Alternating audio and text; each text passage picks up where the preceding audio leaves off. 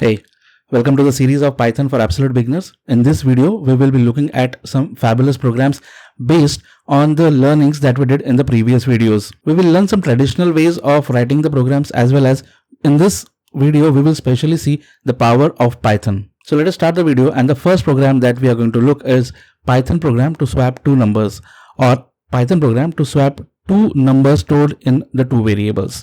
Okay, so how does the program work? Suppose there we have two variables. Variable A, we have stored number 25 and B is 16. So the output should be, the value of A should be 16 and value of B should be 25. Okay, so how can we achieve this? If you understand this very simply, we can simply write like A is equal to B. So value of A will be 16 and value of B is equal to A, correct? But the problem is, here the value of A has already been changed in the previous statement, and that is 16. So value of B will also be 16. So we cannot directly write A is equal to B and B is equal to A. What we do is, we introduce a new variable, that is temp, and we store the data of variable A into it. So the temp becomes 25, that is value of A. Then in value of A, we store value of B, so that is A becomes 16. And now in value of B, we store the value of temp. So the value of B becomes 25. Now this is a traditional way of swapping two numbers. And let us check on the Visual Studio Code how this program works. And then I will show you the power of Python. So here we are on the screen of Visual Studio Code. So let us start writing the program. Before writing the program, I'll save this. I'll save the program as swap.py. I'll press enter. Let us start the program. In the variable A, what we will do is, we will take input, enter the first number, okay, and in variable B, I will take input, enter the second number. Okay, now as per the program, what we will do is, we will take a new variable, that is temp, and we will store the value of A into it.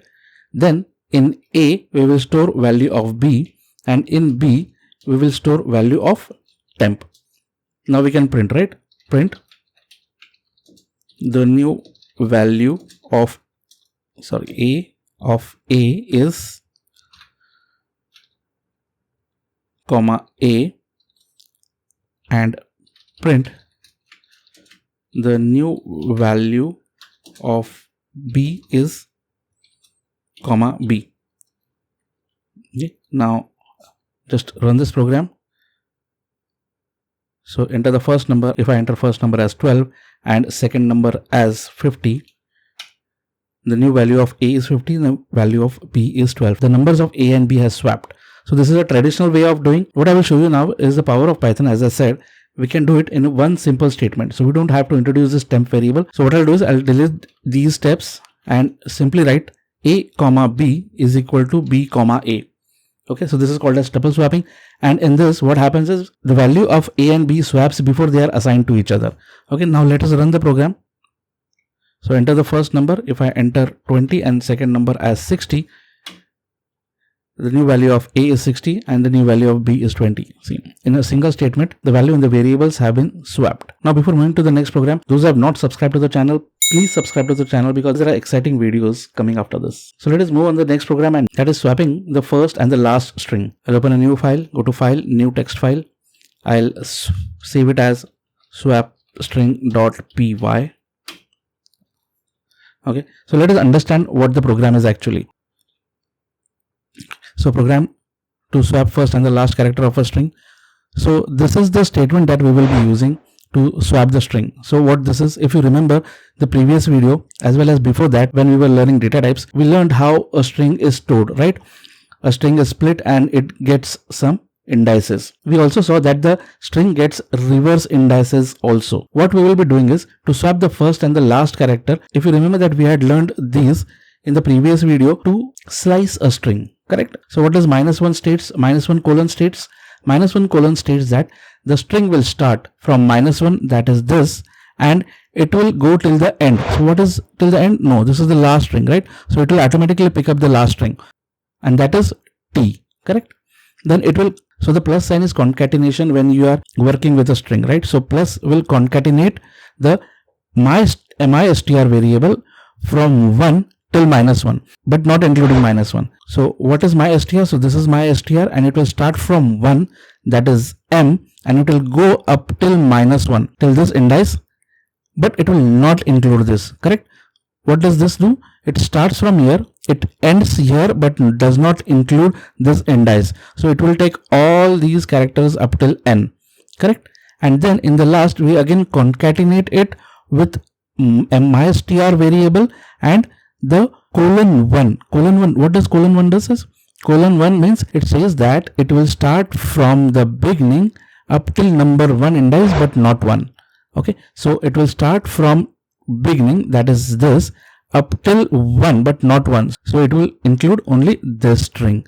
And this is the way how we swap the first and the last string, the first and the last character of a string. Let us practically see this in a program. So mystr is a variable and we will store this string. What was the statement? Mystr, this is my variable of -1 up till end. -1 is anyways the last string. We'll concatenate it with mystr of 1 till -1. Concatenate it with mystr of from beginning till 1, and that is your first string of the variable. Okay, now if we print mystr, okay, let us run and let's see what happens. Okay, it has printed the same string, it has not swapped, because always remember, whenever we do any kind of operation on the string, the original string does not change. So what we have to do is we'll have to save it in a new variable. So new str, I'll take a new variable, new str, and we will save it in that, and then now print this new variable. Okay, just want to remind you again that whenever we operate on a string, the original string remains as it is. The string does not change. So we have to save it in a new variable. So if we run this now, if you see, the t and I are swapped with this. Okay, hope you have understood this, how the string is swapped using this indices. Now moving to the next program, what we will do is we will insert a new word in between a string. I write a new program for that. Suppose a string is hi, how are you? This will be your original string, and in this I will insert this word in between it. Okay, so let us write a program to insert a new word, insert a new string in between the original string. Okay, and how do you do that? We will save this as string insert.py, and we will start writing the program. I'll take a variable as mystr is equal to hi, how are you? Okay, now we will take from the user what string you want to insert. So we will take the variable new word is equal to input. Please enter a new word. Now how we will do this? We will take a new str variable, correct? We will have to save the string in the new variable. What we will do is we will take the initial string, and that is mystr, and the value we have to insert after the first word, right? So this is your first word. So how this first word is calculated in a string? This is 0, this is 1, and this is 2. So we have to insert after 2, right? So my string is equal to everything from the beginning up till 2. So this is 0, 1, and 2, but it will not include 2. So we'll have to take 3, correct? So it is 0, 1, 2, and then 3. So we will take 3, and then we will concatenate it with new word, correct? We have to insert this new word in between it, right? So plus new word, plus we will take the mystr of the remaining characters, that is from 3 up till end, correct? Now let us print this new string. Run the program. Please enter new word. If I write everyone, hi everyone, how are you? Okay, so everyone is inserted in between this. The problem is of space, right? We needed some space. So how we can modify the program? We can insert space here, right? And then we can again concatenate it. Now if I run the program,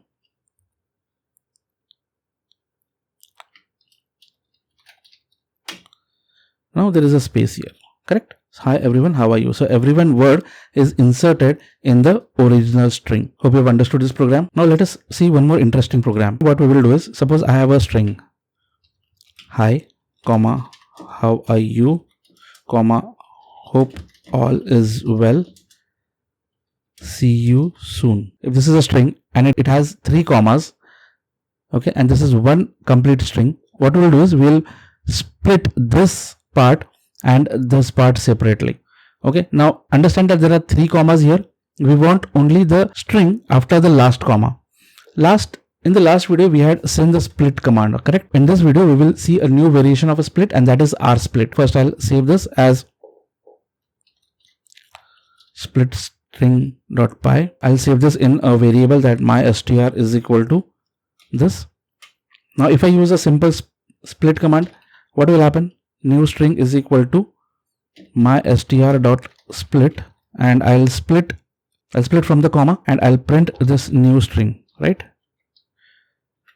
Okay, let us run the program and see what happens. It has split. A split command, what does it do? It splits the string into a list, and if you see, the list is separated into 1, 2, 3 and 4 individual strings, correct? And they are separated by commas. That's why it has split the string into 4 individual strings, correct? Hi, how are you? Hope all is well, and see you soon.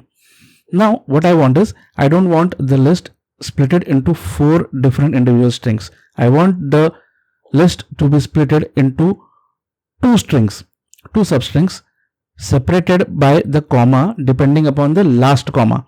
Okay, so what I will do is, instead of split, I will use the rsplit, and with this rsplit, I want to split it from comma.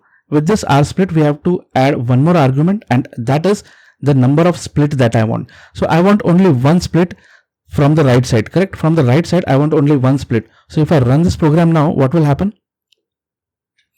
See, check this single quote. Okay, this single quote starts from here. Hi, how are you? Hope all is well, and it ends here. Now this is one string, and see you soon is the second string. What has happened is, the rsplit has again created a list with 2 substrings. There are lots of methods that we can use on string. These are just few that I am showing you. However, in the description, I'll give you the entire list of the methods that we can use with string. Let me show you one more example of string. I'll write a new program. So what I will do is, suppose I have this word important. I will change the case. What do you mean by case?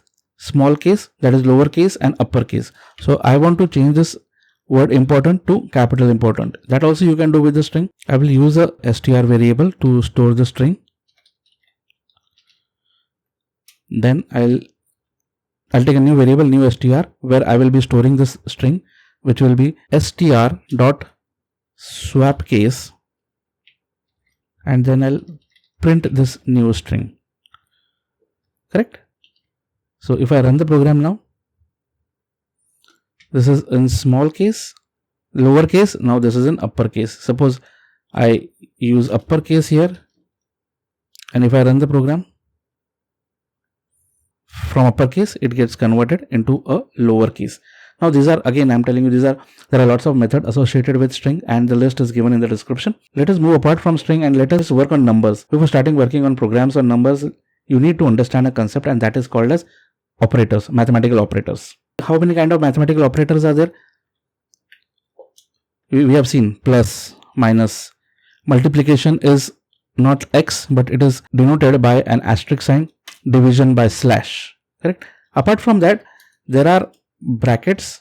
There is something called as double star, which is power, and also percentage, that is mod. Let us see an example so we'll understand better. I'll save this program, name it as maths.py.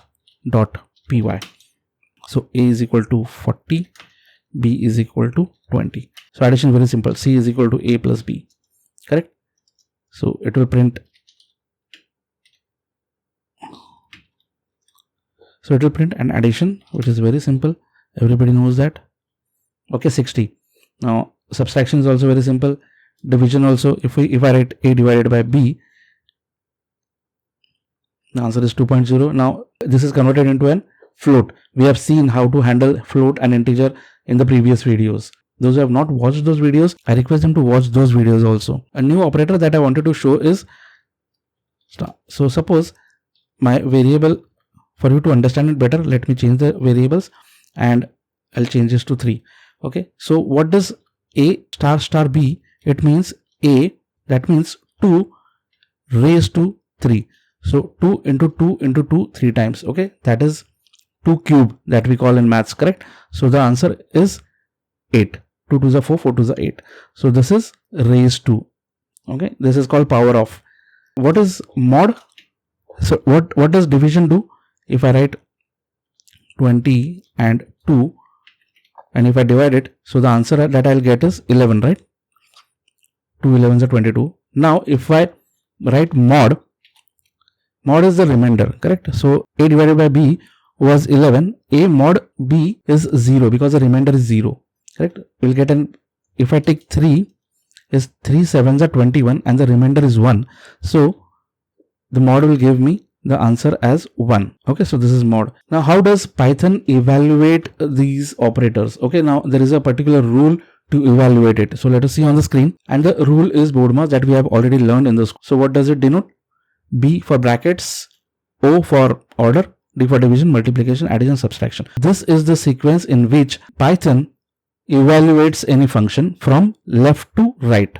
And in that also, though division and multiplication and addition and subtraction are one below the other or one after the other, it will absolutely depend upon which operators comes first.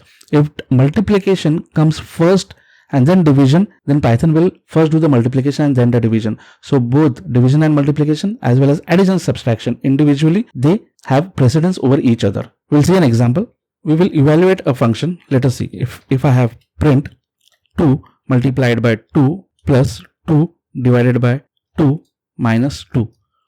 So what will be the answer? Let us see. Okay, the answer is 3. How does the answer 3 come? It's 2 multiplied by 2 and there is an addition here. So it will do the multiplication first. So 2 2s are 4. 4 plus, then it has plus 2 and this 2 is divided by 2. So it will do the division first. So 2 divided by 2 is 1. So we have 4 plus 1 minus 2 and plus and minus. So both are having same precedence over each other, but as it evaluates from the left, plus will be done first. So 4 plus 1, that is 5 minus 2 is 3. So this is, I just wanted to explain how Python evaluates mathematical operators. So let us see an example where we will find area of a circle. So what is the area of the, what is the formula for area of the circle? Area of a circle is equal to pi into r square, that is r into r, correct? So this is the formula for area. What we need is radius. R is for radius. So what we will do is we will take radius as the input. So r is equal to input,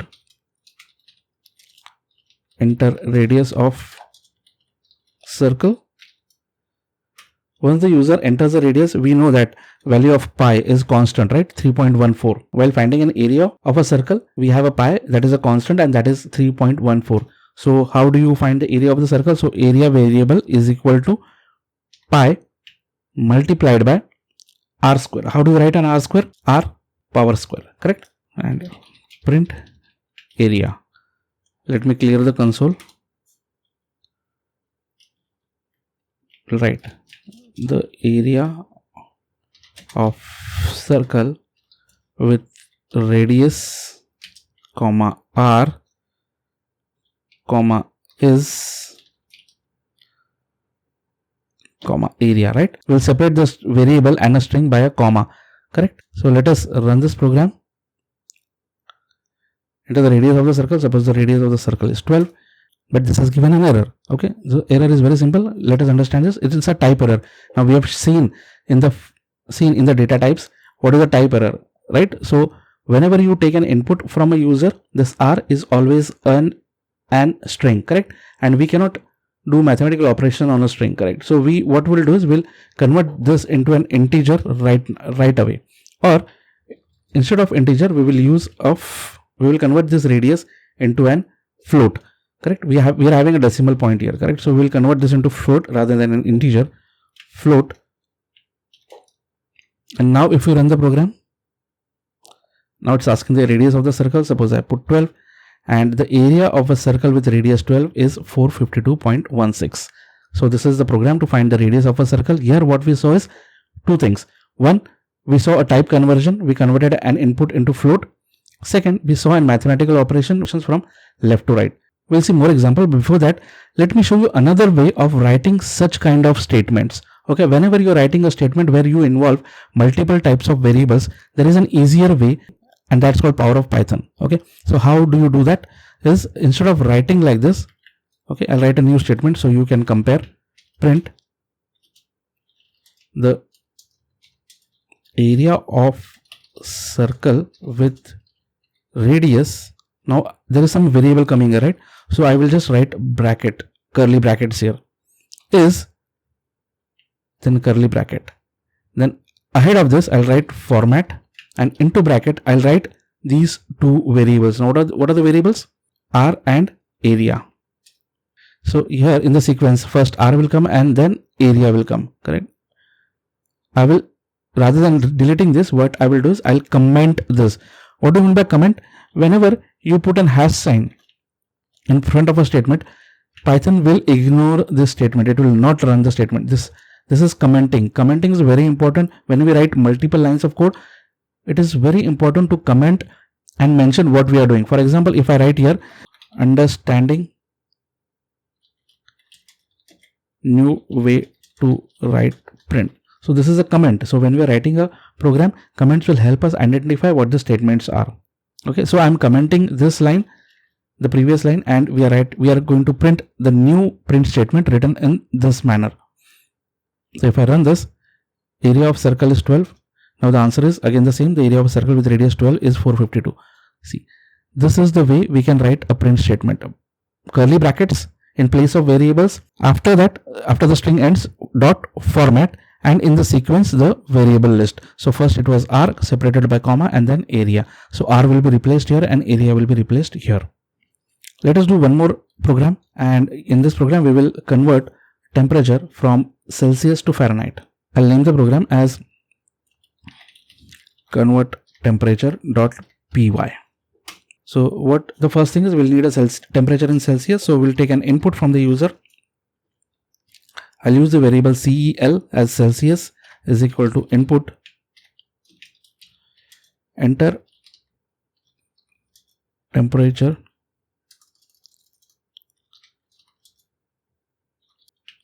Celsius.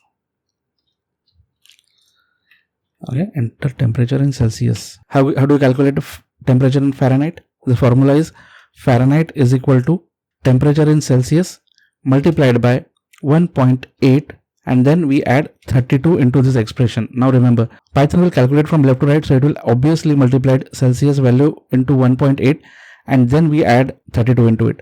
But just to avoid confusion, let us write like this. Okay, so Fahrenheit variable will have Celsius multiplied by 1.8 plus 32.